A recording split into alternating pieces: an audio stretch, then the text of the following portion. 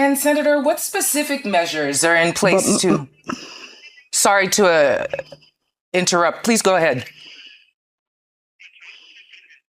No, I was going to say, but what gives the residents of the FCT great concern right now is the fact that for the first time in the history of FCT, we are all prevented from moving around after 8 o'clock, effectively putting a curfew on us. And we do not understand why. It's never been necessary before. Lots of people need to do little bits and pieces. And this is a democracy. There's no reason to infringe on our democratic rights without compelling reasons. Curfews are usually imposed when you have serious security breaches, and there have been none. So we're a little confused about why this is happening. This is the only medium of speaking to the minister is through the media. So maybe when he hears my concerns and not just my concern, I speak on behalf of the people, most of the people of the FCT. This curfew, they don't understand, they're confused, and they feel that it is not right, that it is the usual imperial and autocratic way of how they have been administered to date. And that is something I would like the minister to address. It's a problem for the FCT.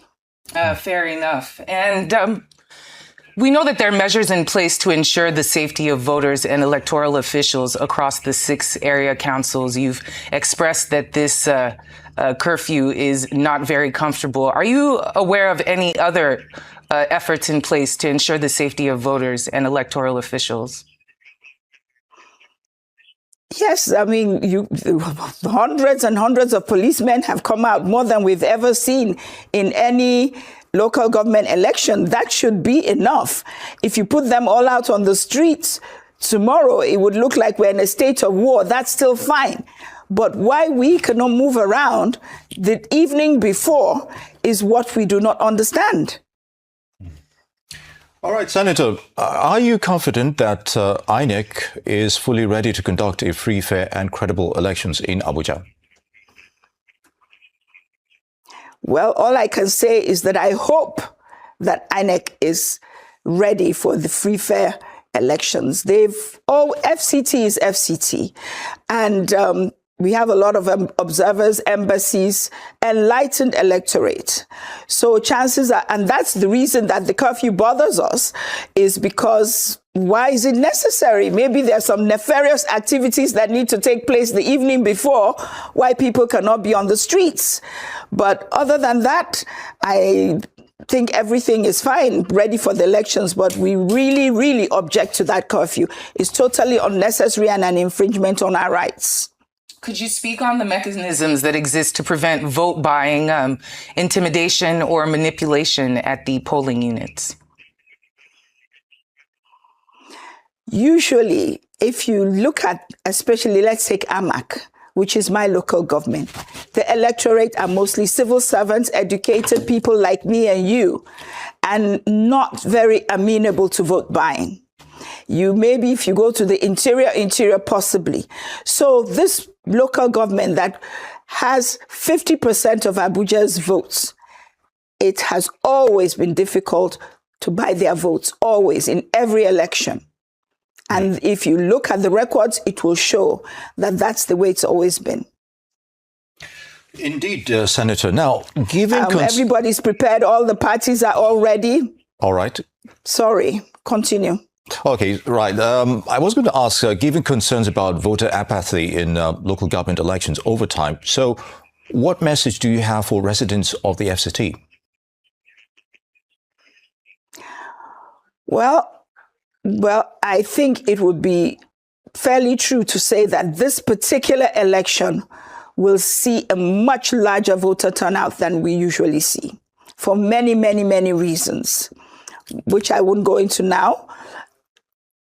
So that's the reason why we are all certain that whoever wins. What they do after the results at the polls, that's a different matter. But manipulating the votes at the polls has always been extremely difficult. Yeah. Well, Senator, how important... For AMAC. And... Go ahead. I'm listening. No, you go ahead. No, even the other local governments. Local government is very personal to the communities and to the people. So they also stand firm on their choices. But we will see what happens. And Senator, how important My are prediction is that different parties will win across. Yeah. Pardon? I was wondering how important the council elections are in shaping governance and service delivery, especially at the grassroots level. Well, they're supposed to be important. AMAC, for instance, is the largest local government in Nigeria. The appropriation for AMAC alone monthly, it compares to many states. So it should be working for the people, but it has not been to date because of the caliber of local government chairmen we're getting. So this election, FCT people are taking more interest in the kind of people we're electing to manage those funds. So we shall see what happens.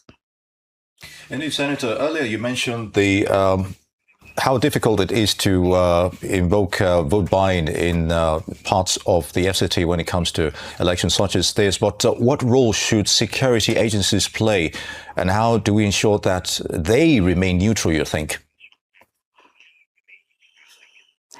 In some places, especially in the interior parts, they should look for children voting.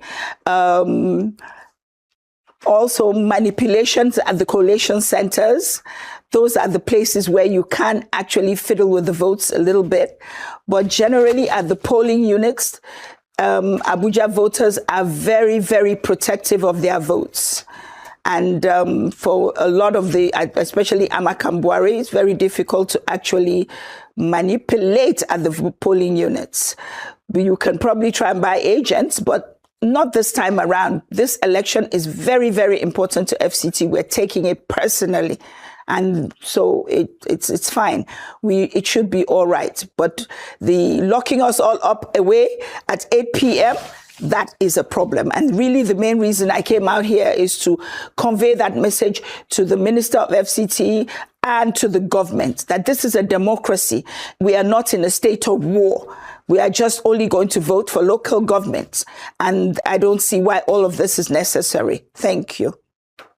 And if disputes do arise after the election, what's the proper channel for redress in order to protect the integrity of the entire process? The usual way, go to the courts.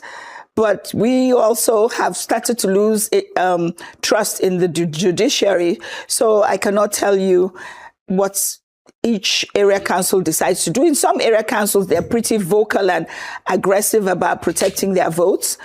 Tomorrow is pregnant. We will see what it gives birth to.